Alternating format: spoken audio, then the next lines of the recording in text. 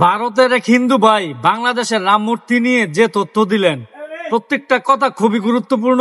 অবশ্যই মনোযোগ দিয়ে শুনে যাবেন এবং ভিডিওটাকে শেয়ার দিয়ে অন্যকে দেখার সুযোগ করে দিবেন। আগে ওনার কথাগুলো শোনেন। বাংলাদেশে রাম মন্দির নিয়ে রংপুরে যে সমস্ত কিছু হিন্দুরা যেভাবে বক্তব্য দিতে আছেন, যে বাংলাদেশের এরকম বক্তব্য আছে, বাংলাদেশে প্রত্যেকটা জেলায় মন্দির হবে, আমরা করব এটা ঠেকাই আমরা দেখব। আচ্ছা, আপনারা যে হিন্দু, এটা কি আপনাদের মাথায় আছে? এই এই সমস্ত বক্তব্য কার ইন্ধনে দিতে আছেন? কোন দেশের ইন্ধনে দিতে আছেন? কারণ আপনাদের তো বাড়িঘর ভারতে, আপনারা ভারতে চলে যাবেন। যখন আপনাদেরকে ধাওয়া দিবে তখন তো আপনারা ভারতে চলে যাবেন। এইখানে বাংলাদেশে যে সাধারণ হিন্দু, তাদের অবস্থা কি হবে? আপনারা তো ভারতের এজেন্ট,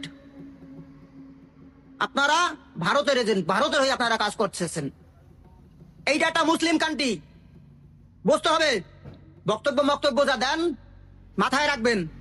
বাংলাদেশের মুসলমান ক্ষিপ্ত হয়ে আপনাকে কিন্তু ধাওয়ানি দেবে, আপনাদেরকে ধাওয়ানি দেবেন, পান নিচে মাটি থাকবে না। সাধারণ হিন্দুরা বিপদে পড়ে যাবে, আমাদের মতো যারা আছি তারা বিপদে পড়বো। এই কামও করছেন না।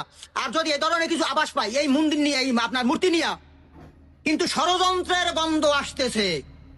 আমি বাংলাদেশের প্রত্যেকটা মুসলমানকে বলবো, ওনারা যে বক্তব্য দেয় এই বক্তব্যতে স্পষ্ট যে ষড়যন্ত্রের গন্ধ চলতে আছে। আপনারা মুসলমান যারা আছেন, আর যদি এই আন্দোলনে আপনারা যদি সফল হইতে না পারেন, তাই কিন্তু আপনারা হেরে যাবেন ভারতের কাছে।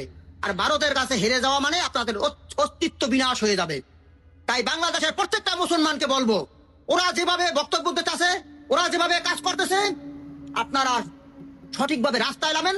ওদের পরিকল্পনা সফল হইতে দেওয়া যাবে না। আমি হিন্দু মানুষ বললাম, আমি আপনাদের পাশে থাকবো,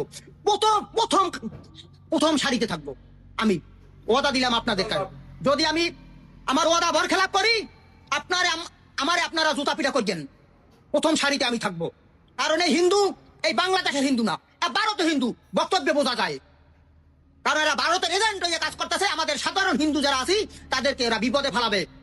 এরা কোনোদিনও এই পরিকল্পনা সফল হইতে দেওয়া যাবে না।